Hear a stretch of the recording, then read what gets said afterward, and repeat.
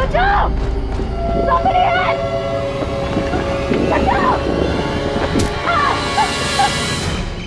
मत मारो मुझे प्लीज। वीएस पुलिस स्टेशन फौरन बीट नंबर 14 को रिपोर्ट करो। आरे में एक अज्ञात औरत की बॉडी मिली है। बीट नंबर 14 आरे कॉलोनी वीएस पुलिस स्टेशन तुरंत रिपोर्ट करें।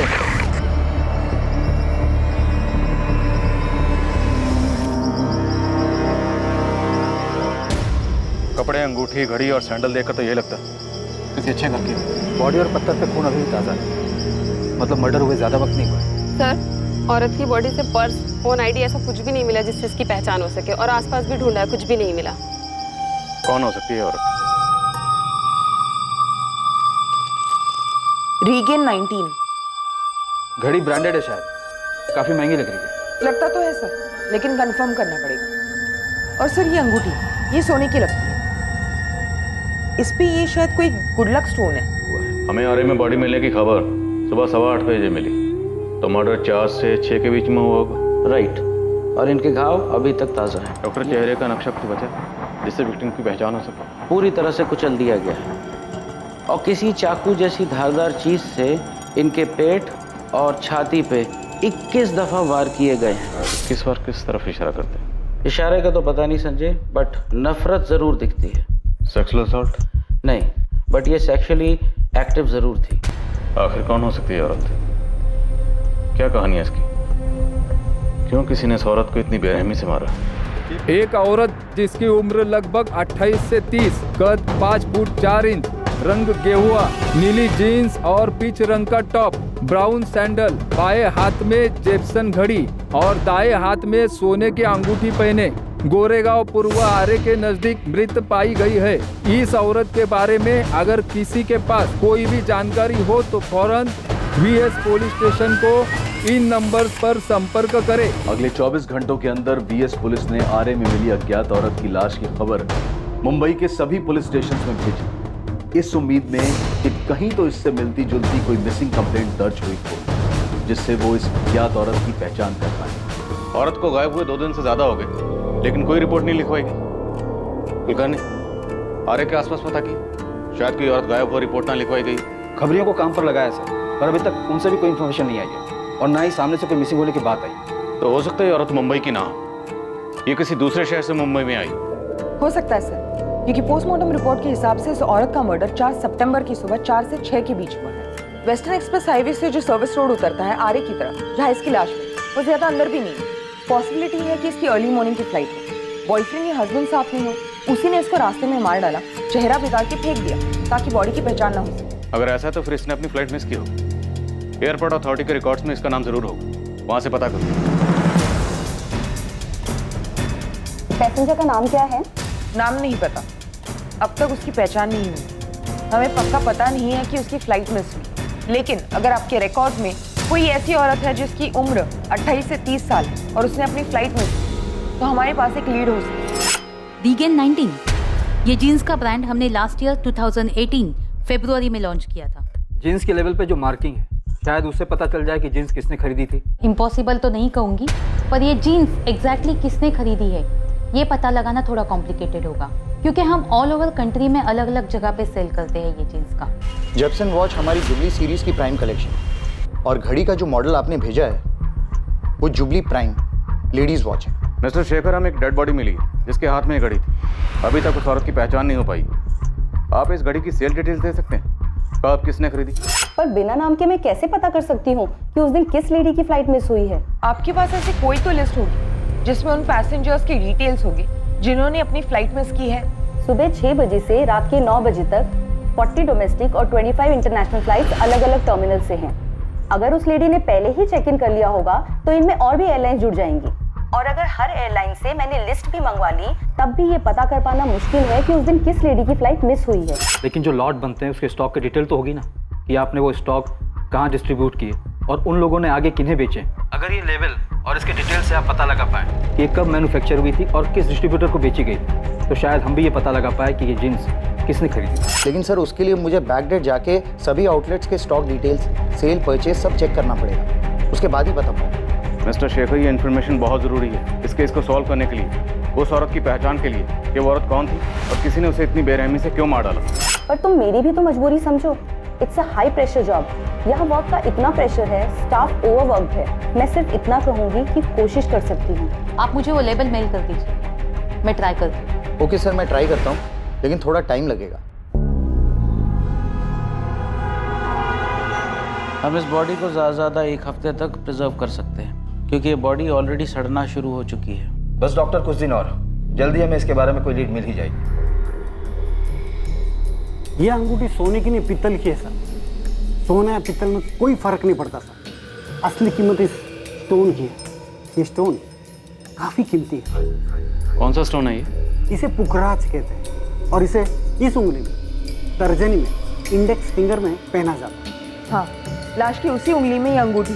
आप बता रहे थे बहुत कीमती होता है। कई लोगों का मानना है कि धन वृद्धि मतलब काम अच्छा चले, लक के लिए, सुख समृद्धि के लिए, या जिन औरतों को बच्चा नहीं होता है वो संतान प्राप्ति के लिए भी ये अंगूठी पहनते हैं। इस अंगूठी से पहनने वाले के बारे में कुछ पता चल सकता है? पहनने वाला कौन होगा, कहाँ का रहने वाला होगा? कौन का तो पता नहीं, लेकिन शायद ये उत्तर भारतीय हो सकती है। उत्तर भारत, नॉर्थ इंडिया, वो तो काफी बड़ा है, कई स्टेट्स है उसमें। नॉर्थ इंडिया क्यों? इस स्टोन की कटिंग और डिजाइन उस तरफ के लोग पसंद करते हैं। जैसे कि दक्षिण भारत, महाराष्ट्र में अलग तरह की डिजाइन और कटिंग्स लोग पसंद करते हैं, और इसे देखकर कहा जा सकता है कि ये नॉर्थ इंडियन डिजाइन की है। अंगूठी से और कुछ पता चल सकता है? किस ज्वेलर ने बनाई, कोई कोड वगैरह, खरीदने या बेचने वाले के बारे में कुछ?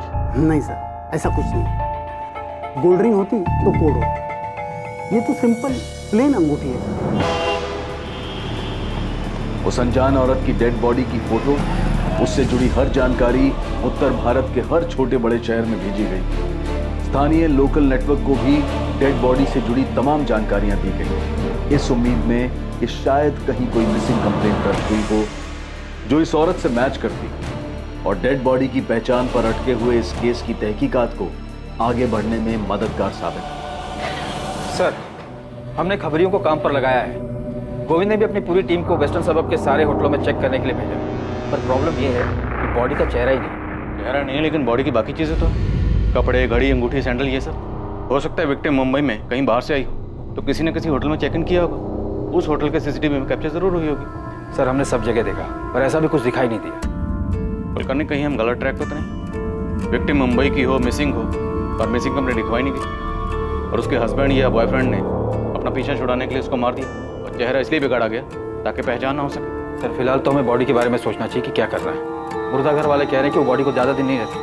मुझे तो लगता है हमें बॉडी को दफना देना चाहिए। जैसे कोई लीड मिलेगी, री इंस्पेक्शन के लिए हम बॉडी वापस निकाल सकते हैं। नॉर्थ इंडिया, लखनऊ, जेपसन जुबली प्राइम वॉच से एक इंफॉर्मेशन आई है। 17 अप्रैल 2019 को लखनऊ के एक आउटलेट से सेम मॉडल की घड़ी खरीदी गई थी। ये उसका बिल है। बिल में खरीदने वाले की सारी डिटेल्स हैं। राकेश अग्रवाल, खरीदार का फोन नंबर भी है 444939। राकेश अग्रवाल।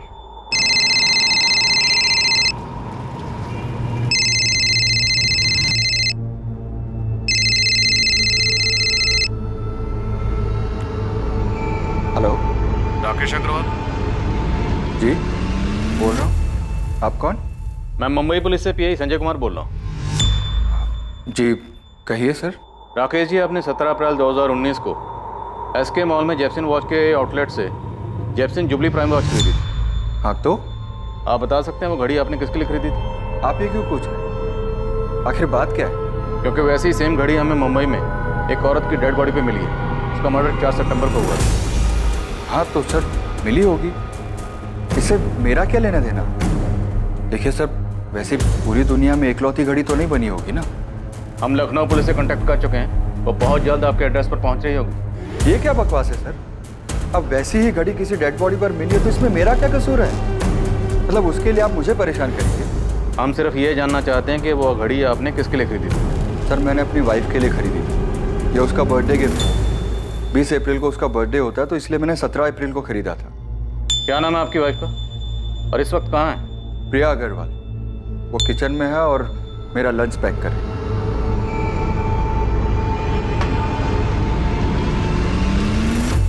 मैं आपको अभी वीडियो कॉल कर रहा हूँ, आप उनके पास ही रहिएगा। आप ये सब क्यों कर रहे हैं? सिर्फ इसीलिए क्योंकि मैंने वो घड़ी अपनी वाइफ को गिफ्ट की थी।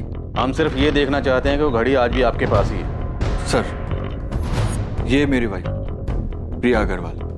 प्रिया जी, क्या मैं वो घड़ी देख सकता हूँ जो आपके हस्बैंड ने आपको बर्थडे पे गिफ्ट की थी?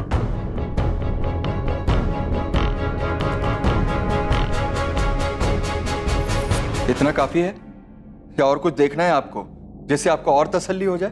पैन कार्ड, आधार कार्ड, राशन कार्ड या और कुछ?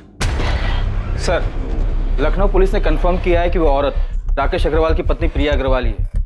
उन्होंने पड़ोसियों से भी पूछताछ की और डॉक्यूमेंट्स वगैरह भी चेक किए। सर, आपने मुझे जो कोड दिया था उसके मुताबिक हमारे रिकॉर्ड्स में ये घड़ी राकेश अग्रवाल ने ही खरीदी थी लखनऊ में। फिर भी आपको लगता है कोई गलती हो गई है, तो मैं फिर से चेक करता हूँ।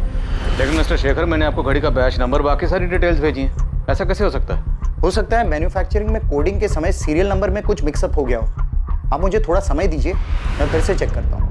रीगन 19 जींस की कंपनी की तरफ से अभी तक कोई जवाब नहीं आया। पूछने पर यही कह रहे हैं कि कोशिश कर रहे हैं। सर, एयरलाइन से भी पता चल पाना मुश्किल है। हम हर रोज कॉल कर रहे हैं, लेकिन उन पे भी काम का प्रेशर है। ऐसा कैसे हो सकता है? एक औरत गायब है, लेकिन उसका पता लगाने वाला कोई भी नहीं। क्या उसकी फैमिली, रिश्तेदार, दोस्त कोई भी नहीं जो ये पता लगाना चाहे कि औरत कहाँ चली गई? शीला, राधिका का फोन अभी भी स्विच ऑफ आ रहा है। पुलिस क्या कह रही है? वो तो कह रही ढूंढ रही है, पर राधिका अचानक ऐसे कहाँ चली गई?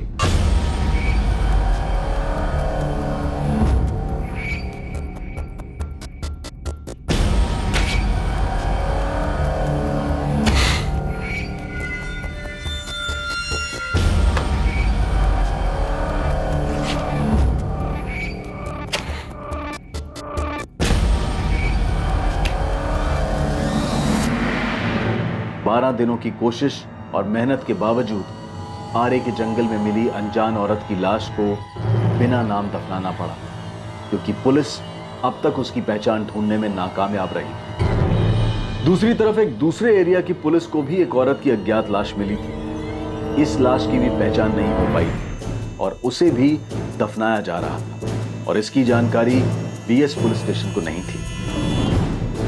पर अब एक स्पष्ट जानकारी बीएस पुलिस को मिलने जा रही थी उस मर्डर की जो शायद किया जा चुका था।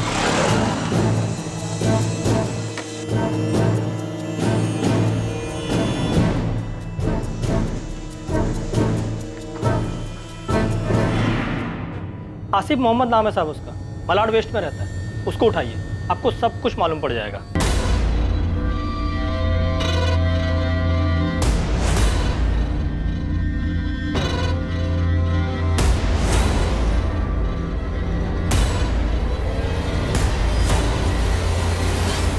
आसिफ मोहम्मद, किसी का मर्डर किया इसने?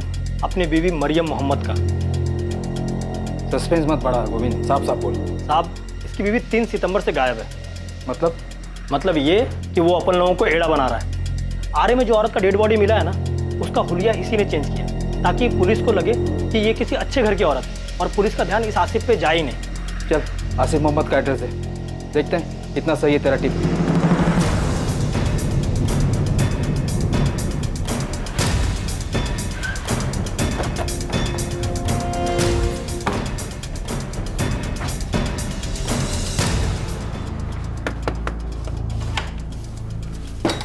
आसिफ मोहम्मद। मैं ही हूँ साहब। क्या हुआ? तेरी बीवी मरियम मोहम्मद कहाँ है?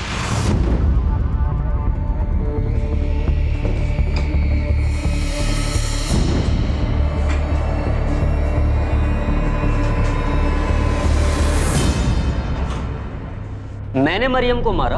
अपनी बीवी को? क्या बात कर रहे हो साहब? मारा नहीं तो गई कहाँ? पूरा घर छान मारा। तुमने अपने घर से उसकी एक एक चीज गायब कर दी। साहब, आपको किसने बोला ये मरियम है? अच्छा, चल तो बताइए कौन है? अब ये कौन है साहब तो पता नहीं, लेकिन मरियम से मेरी रोज बात होती है। अगर मैं सुबह बात नहीं कर पाता हूँ तो रात को अक्सर जरूर बात हो जाती है। आपको अगर यकीन नहीं हो तो मैं आपकी अभी उससे बात करवा देता हूँ। अच्छा, बात करो। क्या साहब, आपको किसी ने कुछ भी बोला और आप भी ना? लो साहब, घंटी जा रही है, आप खुद ही बात कर लो, आपको यकीन। सलाम वालेकुम, कैसे हैं आप? आप कौन बोल रहे हैं? पहले आप बताइए, आप कौन बोल रहे हैं? ये तो मेरे शौहर आसिफ का नंबर है। आपके पास कैसे आया? मैं मुंबई पुलिस से इंस्पेक्टर संजय शर्मा बोल रहा हूँ। इंस्पेक्टर? लेकिन ये तो मेरे शौहर आसिफ का नंबर है। वो ठीक तो है ना? मेरी बात कराइए उनसे। बात करवाएंगे, लेकिन पहले आप ये बताइए कि आपके शौहर का पूरा नाम क्या है? आसिफ मोहम्मद। आखिर बात क्या है बताइए मुझे, और इस तरह डराइए मत। और आपका पूरा नाम क्या है? मरियम मोहम्मद। अल्लाह के वास्ते मेरी उनसे बात कराइए, बड़ी मेहरबानी होगी। सर, हमें आसिफ के घर से किसी भी औरत का कोई सामान नहीं मिला। मैंने उसके घर के आसपास पूछा, लेकिन सबका यही कहना है कि उसको कभी किसी औरत के साथ नहीं देखा उन्होंने। मरियम मोहम्मद? जी हाँ, आसिफ मोहम्मद की पत्नी। पत्नी? और मैडम वो तो यहाँ पे अकेले ही रहता है, उसके साथ कभी कोई औरत को देखा ही नहीं है। उसकी पत्नी तो जोधपुर में रहती है, उसने एक बार बताया था। सर, लगता है इस बार भी घड़ी वाले राकेश अग्रवाल की टिप की तरह ही रॉन्ग नंबर लगा है। लगता है गोविंद का दिमाग खराब हो गया, ब्लाइंड मर्डर में ब्लाइंड टिप दिया। खामखा आपने मेरी बीवी को डरा दिया साहब। और आपको किस बेवकूफ ने बोला कि मैंने अपनी बीवी का मर्डर किया? काम क्या करता था? दिहाड़ी मजदूर हूँ, कारपेंटरी करके जैसे तैसे 2 पैसे कमाता हूँ साहब, और उन 2 पैसे में से बचाकर अपने घर भेजता हूँ ताकि मेरी बीवी हमारे बेटे इखलाक को अच्छी तालीम दे सके, अच्छा खाना खिला सके। अरे गोविंद, ये क्या मजाक लगा रखा? हमारे सामने आने से पहले एक बार ठीक से पता तो कर लेता।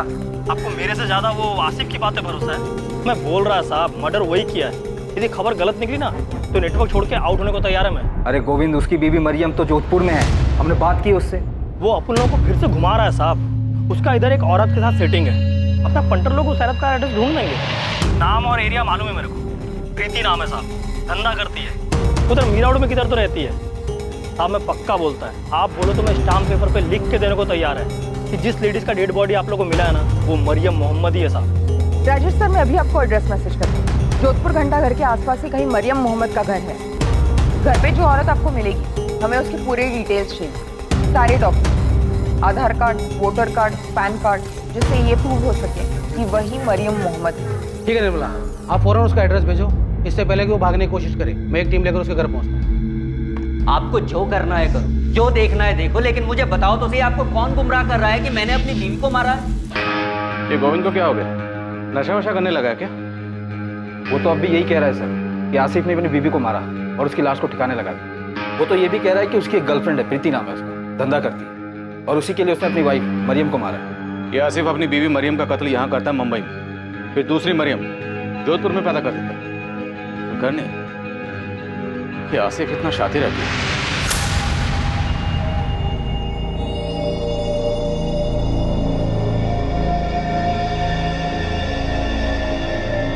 ये क्या नाटक चल रहा है साहब? पहले मुंबई पुलिस आसिफ के नंबर से मुझे फोन करती है, और अब आप लोग आकर दुनिया भर के सवाल जवाब कर रहे हैं। मैंने कहा ना कि मैं ही मरियम मोहम्मद हूँ, और ये मेरा और आसिफ का बेटा इखलाक मोहम्मद है। तो आपके पास आपका कोई आधार कार्ड या वोटर आईडी तो होगा, दिखाइए। क्यों दिखाऊं? मैंने कहा ना कि मैं मरियम मोहम्मद हूँ। देखिए मैडम, आपके पति पर अपनी पत्नी के मर्डर का इल्जाम, और वो इस वक्त मुंबई पुलिस की हिरासत में। अरे लेकिन मैं हूँ उनकी बीवी और मैं जिंदा हूँ। आपको 10 बार बोल चुकी हूँ, लेकिन फिर भी आप लोग बेवजह परेशान कर रहे हैं। रुकिए, अभी लेकर आते हैं। ये लीजिए।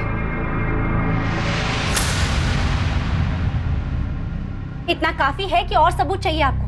हमारे निकाह को 7 साल हो गए और 5 साल का हमारा बेटा है, और हम कहीं बाहर से नहीं आए, यही जोधपुर से हैं। चाहिए तो मोहल्ले वालों को जाके पूछ सकते हैं। और हाँ, 4 घर छोड़ के आसिफ के अम्मी और अब्बू रहते हैं। सुबह से परेशान कर दिया आप लोगों ने हमें।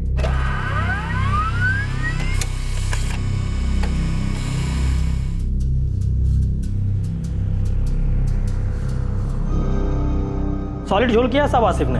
अबे कोई झोल नहीं है, जोधपुर की पुलिस मिली है उसकी बीवी से, सारे सबूत मिले कि वो मरियम ही है। यहाँ तक कि उसके माँ बाप से भी बात की उन्होंने। हो ही नहीं सकता साहब, मैं 100% बोलता है झोल किया बोल के। अब मालूम नहीं उसने ये मरियम कब पैदा किया।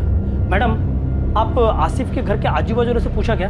हाँ, सबका यही कहना है कि कभी किसी ने उसको किसी औरत के साथ नहीं देखा। कैसे देखेंगे मैडम, मलाड में तो ये 5 सितंबर से रहने आया है, ये उसका दूसरा घर है। दल्ला है साहब आसिफ, पूरा धंधा काशी मीरा चलाता है।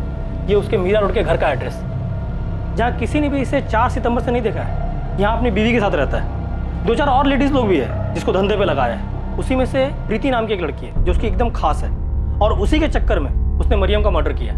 ये प्रीति भी उधर काशी मीरा में ही रहती है। ये उसके घर का एड्रेस, और ये पूरा खबर अपना उस्मान लेकर आया। तब उस्मान ने प्रीति पे नजर रखा हुआ था। मैं क्या बोलता है साहब, आप लोग इस प्रीति को उठाइए, और साथ में ना आसिफ के दोस्त राशिद को भी, ड्राइवर है, टैक्सी चलाता है, उसी की गाड़ी में ये लोग बॉडी को ठिकाने लगाने लेके गए थे।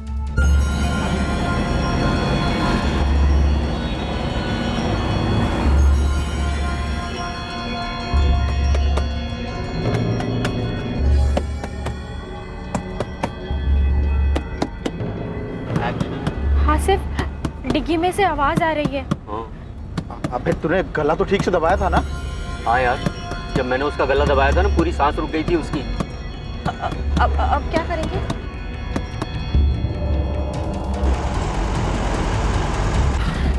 राशिद तू एक काम कर, गाड़ी ना यहाँ से अंदर दबा ले, झाड़ी के अंदर ले ले। आगे पुलिस की चेकिंग मिल गई ना तो खाम में प्रॉब्लम हो जाएगी यार। ठीक है भाई।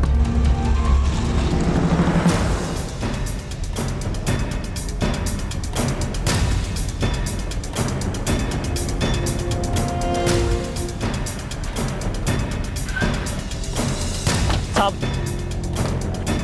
ये राशिद का घर।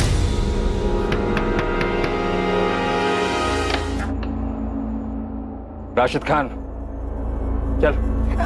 मैडम छोड़िए, मैडम कहाँ लेके जा रही है मेरे को? आसिफ मोहम्मद से मिल पाए, इंतजार करें। अरे साहब मुझे कहाँ लेके जा रहे हो? साहब मेरी बात टैक्सी टो करवा के पुलिस स्टेशन चल। साहब मेरी बात तो सुनो, साहब मेरे किए क्या? हाँ साहब, यही आसिफ मोहम्मद का घर था, यही रहता था वो। और साहब सबको मालूम है वो क्या काम करता था। सिर्फ वही नहीं, उसकी बीवी भी इस धंधे में उसके साथ थी। बहुत नकचड़ी औरत थी साहब, एक बार हमारी जिग भी हो गई थी उसके साथ। ये क्या बकवास कर रहे हो तुम लोग? हाँ, मैंने कभी तुम लोगों को धंधा करने के लिए बोला है? नहीं ना। ये शरीफों की रहने की जगह है। तू ना अपने गंदे धंधे अपने पति के साथ कहीं और जाके कर। पूरे मोहल्ले को गंदा कर रखा है तूने और तेरे पति ने। मुझे तो यहाँ कोई दिक्कत नहीं है, दिक्कत तो तुम लोगों को है। और बहुत ज्यादा गंदगी भी लगती है, तो तुम लोग जाओ, मैं क्यों जाऊँ? हाँ, मैं तुम्हारे यहाँ झांकने के लिए आती हूँ, नहीं ना? ये उसकी बीवी है, मरियम मोहम्मद। नहीं तो ये उसकी बीवी नहीं है। नाम मरियम था कि क्या था क्या मालूम, ये तो झूठ भी बोल सकती है। यहाँ तो सब लोग उसको सबीना बुलाते थे। निकलो यहाँ से, फुरा। तो देख, क्या औरत है ये।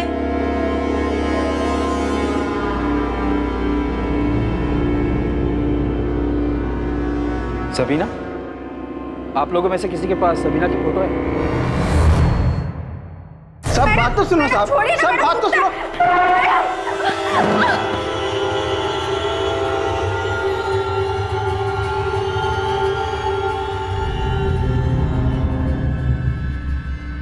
सबीना, काशी मीरा में यही नाम रखा था ना मरियम का? अब 2 मिनट में मुझे पूरा सच बाहर चाहिए, वरना तीनों को यहीं गाड़ दो। इसी को मार कर फेंका था ना आरे के जंगलों में। यही है ना तेरी बीवी? असली मरियम मोहम्मद।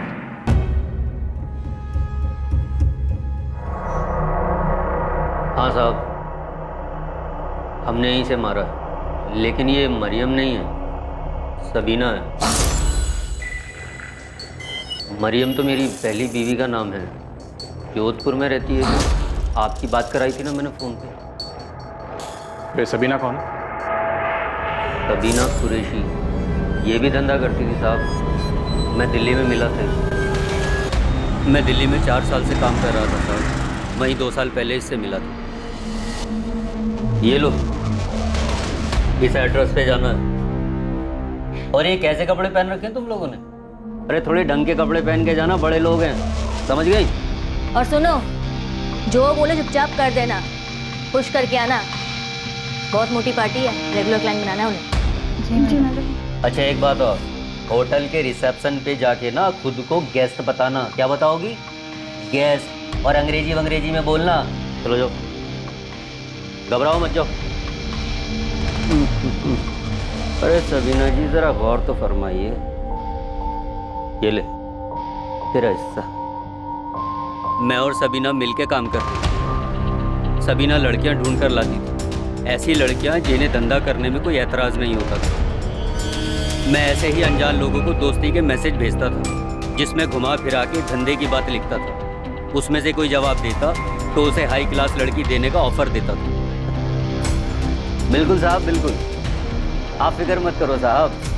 अरे नहीं साहब, टेंशन लेने की ज़रूरत नहीं है। आप जहाँ कहोगे लड़की पहुँच जाएगी, किसी को पता नहीं चलेगा। आप फिक्र मत करो। अरे मैं हूँ ना, देख लेना साहब, आप खुद ही बोलोगे यार आसिफ तूने दिल खुश कर दिया।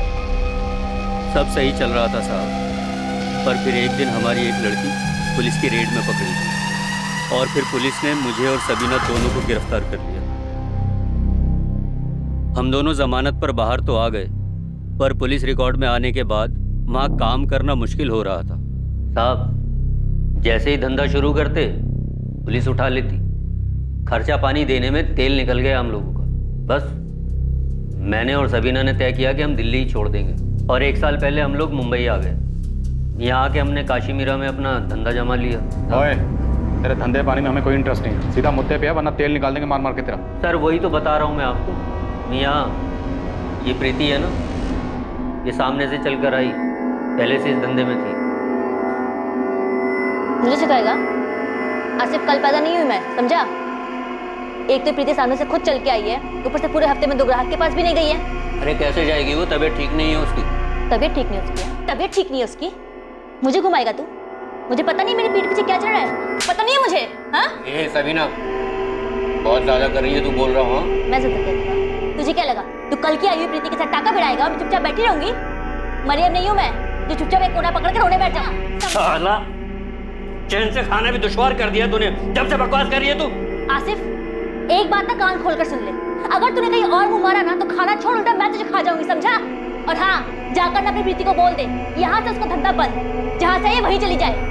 कल से मुझे यहाँ को दिखनी नहीं चाहिए, समझा? ऐसे आंखें फाड़ फाड़ के क्या देख रहा है? जितना बोला उतना कर, चल निकल यहाँ से।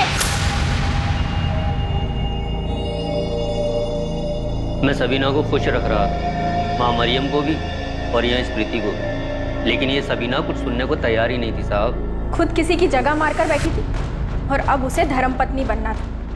आसिफ की जिंदगी में सारी जगह उसे अकेली को चाहिए थी। सबीना को कैसे मारा और कहाँ मारा? वहीं काशीमीरा वाले घर में, रात के अंधेरे में गला दबा दिया उसने।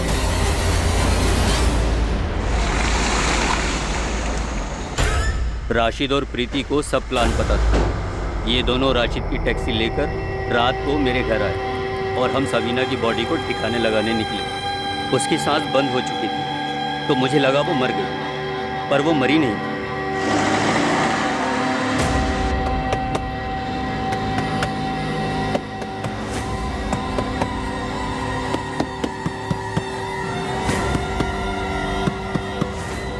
हम तीनों उसकी बॉडी चैम्बूर में कचरे के ढेर में फेंकने वाले थे, पर फिर हमें प्लान चेंज करना पड़ा साहब।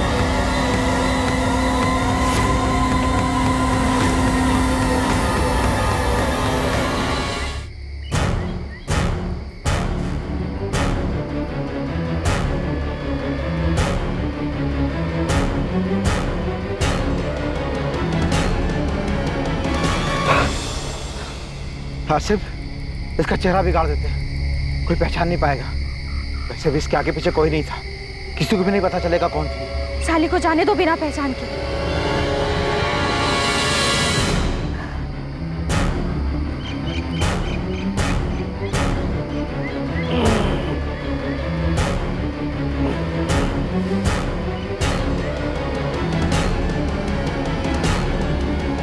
ये घड़ी, अंगूठी, ये सब सबीना की है या पुलिस को गुमराह करने के लिए तुम लोगों ने उसकी बॉडी को पहनाया है? सब साहब सच बोल रहा हूँ, हमने सबीना की बॉडी पर कुछ नहीं डाला। मतलब ये घड़ी और अंगूठी सबीना की है? नहीं साहब। तो ये सब बॉडी पे कहाँ से आए? ये कपड़े, ये जीन्स टॉप सबीना के हैं ना? नहीं, ये कपड़े उसके नहीं है। मतलब पहले तुम लोगों ने सबीना का कत्ल किया, उसके बाद उसकी बॉडी को ये सब पहना है? साहब हमने ना कोई कपड़े बदले हैं, ना कोई अंगूठी पहनाई है, ना हमने कोई जींस पहनाई है। हमने बस पत्थर उठाया और उसका चेहरा बिगाड़ा है ताकि कोई उसकी लाश को पहचान ना सके साहब। राशिद, प्रीति, आसिफ, तुम लोग दिमाग खराब मत। ध्यान से देख, इसकी बॉडी पे ये सबीना की बॉडी है, इसकी बॉडी पे ये नहीं साहब, ये सबीना की लाश नहीं है। ये मत सोचना कि बॉडी के कपड़े बदल दिए तो तुम दोनों मर्डर के चार्ज से बच जाओगे। सबीना का कोई रिश्तेदार है? पता नहीं, 2 साल पहले दिल्ली में मिली थी, तब तो बोल रही थी कि मेरा दुनिया में कोई नहीं है साहब। ओए, ज्यादा नाटक मत कर, ये बॉडी सबीना की है ना? जब मैंने आपको बता दिया कि मैंने इसे मारा है तो भला मैं अब क्यों झूठ बोलूंगा कि लाश सबीना की नहीं है? आसिफ सच बोल रहा है साहब, सबीना ने लाल सलवार और हरा कुर्ता पहना था और हमने तो उसके बॉडी से अंगूठी, चेन सब कुछ निकाल लिया था। ऐसा कुछ भी नहीं छोड़ा जिससे उसकी पहचान हो सकती थी।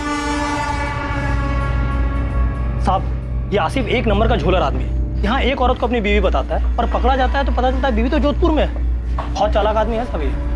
उसे अच्छी तरह से पता है कि अगर उसने कबूल नहीं किया तो हमें ये साबित करने में मुश्किल होगा कि ये सबीना की बॉडी है, इसलिए उसने सारी प्लानिंग पहले से की थी। सबीना के बॉडी के कपड़े, जूते, ज्वेलरी सब कुछ बदल दिया गया ताकि अगर कभी पकड़े भी गए और जुर्म कबूल भी करना पड़ा तो बॉडी पहचानने से मना कर दे।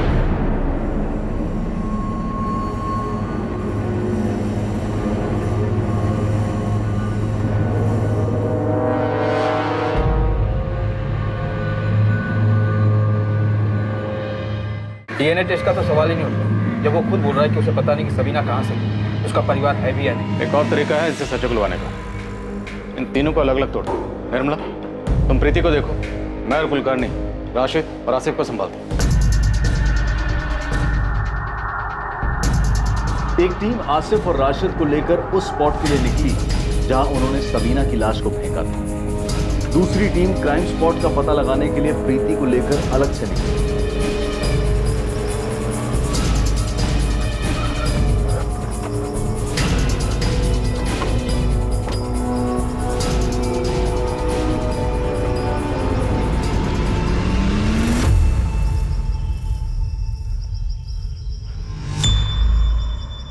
बता, बॉडी कहाँ फेंकी थी और जिस पत्थर से चेहरा बिगाड़ा था वो पत्थर कहाँ था?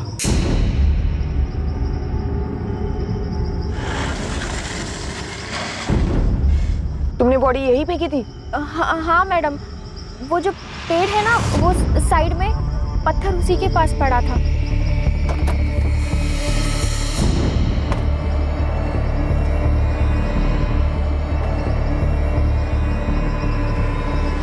मैडम, राशिद ने पत्थर यहाँ से उठाया था।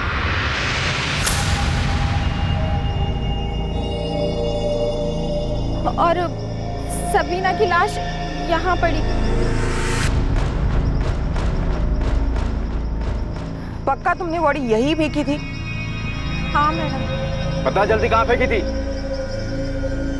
साहब, हमने सबीना की लाश को यहाँ नहीं फेंका था साहब। यहाँ नहीं फेंका था तो कहाँ फेंका था? साहब, ये जगह तो गोरेगांव हाईवे से 2 मिनट की दूरी पर है। हम लोग तो आरे के उस पार पवई तक निकल गए थे और वहाँ सबीना को होश आ गया था तो हम लोगों ने गाड़ी अंदर की तरफ ले ली थी। सर, मुझे लगता है ये लोग सच बोल रहे हैं, क्योंकि प्रीति हमें जिस जगह लाई है ये भी आरे का एक हिस्सा है, लेकिन ये उसका दूसरा छोर है, पवई साइड की तरफ। ओके निर्मला, तुम वहीं रुको, हम लोग भी यहाँ से निकल रहे हैं। आसिफ और राशिद भी यही कह रहे हैं कि उन्होंने सबीना की बॉडी यहाँ नहीं फेंकी थी। चलो, जहाँ बोल रहे हो वहाँ चलो, देखते हैं क्या बताते हो तुम लोग। कहाँ फेंकी थी बॉडी तुम लोगों ने?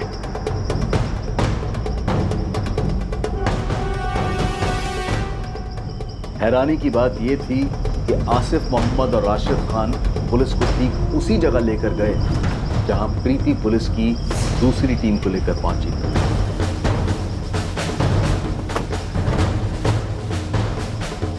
भाई साहब,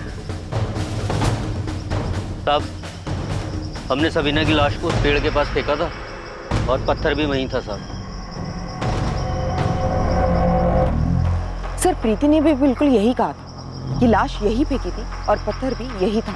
ये एरिया तो हमारे अंडर में आता भी नहीं, ये तो सीआर मार्ग पुलिस स्टेशन के अंडर में आता है। और दूसरी तरफ आसिफ कह रहा है कि उसने अपनी बीवी सबीना को 3 सितंबर की रात को गला दबाकर मारा।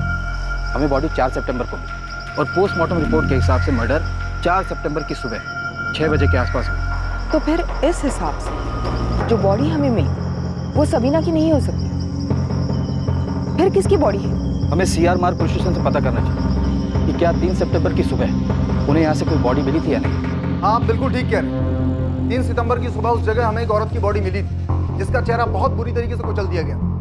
3 सितंबर की सुबह बॉडी मिली थी? हाँ, पोस्टमार्टम की रिपोर्ट से भी यही पता चला। 2 सितंबर की रात को गला घोंटकर उसका मर्डर किया गया। आसिफ, तुम कह रहे हो कि तुमने सबीना का मर्डर 3 सितंबर के रात को किया, सही है? मैडम, तारीख तो याद नहीं है, लेकिन मर्डर मैंने रात को ही किया था। आपको जो बॉडी मिली थी उस औरत ने लाल सलवार और हरा कुर्ता पहना था। हाँ, वही था। और अभी 4 दिन पहले ही हमने उसकी बॉडी को दफनाया, लेकिन अभी तक हमें उसकी कोई पहचान नहीं हो पाई। आपको इस केस के बारे में कोई लीड मिला है क्या?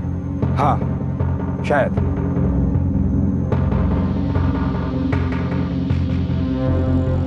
हाँ साहब, ये सबीना ही है। ये आसिफ सच बोल रहा है।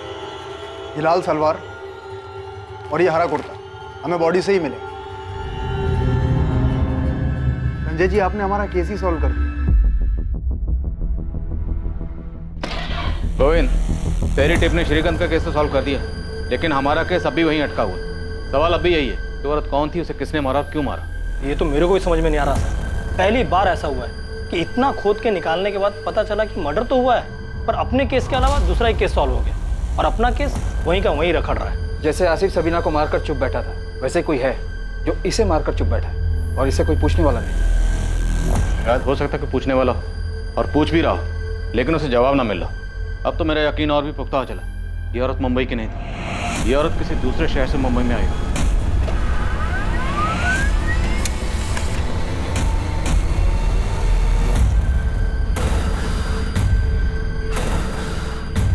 शीला, राधिका का फोन अभी भी स्विच ऑफ आ रहा है। पुलिस क्या कह रही है?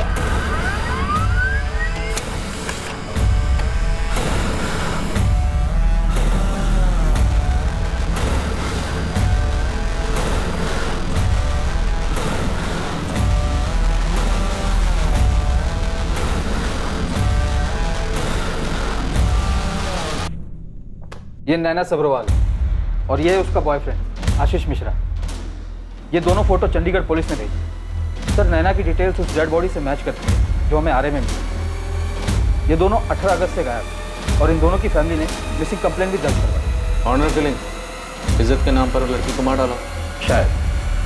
सर, ये राधिका की उम्र 27 साल, 21 अगस्त से पटना से मिसिंग। 22 अगस्त को उसके पिता रमाकांत झा और माँ शीला झा ने मिसिंग कंप्लेंट लिखवाई थी पटना पुलिस में। इसके डिटेल्स भी बिल्कुल मैच करती है उस डेड बॉडी से जो हमें आरए में मिली। इसके पिता इसकी शादी करवाना चाहते थे, जिसकी वजह से राधिका का झगड़ा उसके पिता से हुआ और वह घर छोड़ के चली गई। उसके बाद से उसकी कोई खबर नहीं। ये जो डेड बॉडी हमें मिली थी, अगर वो डेड बॉडी नैना सब्रवाल की थी तो फिर उसका बॉयफ्रेंड आशीष कहाँ? और अगर ये डेड बॉडी नैना की नहीं बल्कि राधिका झा की है तो एक सवाल ये है कि राधिका झा पटना से मुंबई कैसे है, किसके साथ है, इसे किसने मार डाला और क्यों मार डाला?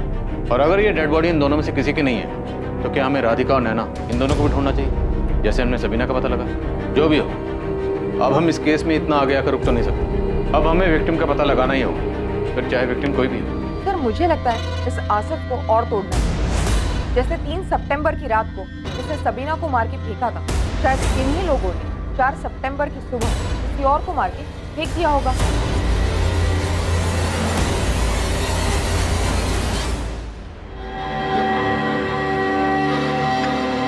राकेश, जो घड़ी तुमने मुझे मेरे बर्थडे पे गिफ्ट की थी, पुलिस फोन करके उस घड़ी के लिए इतने सवाल क्यों कर रही है? तुम क्या कहना चाहती हो प्रिया? तुम्हें लगता है कि वैसी घड़ी मैंने किसी और को भी गिफ्ट की है? की है क्या?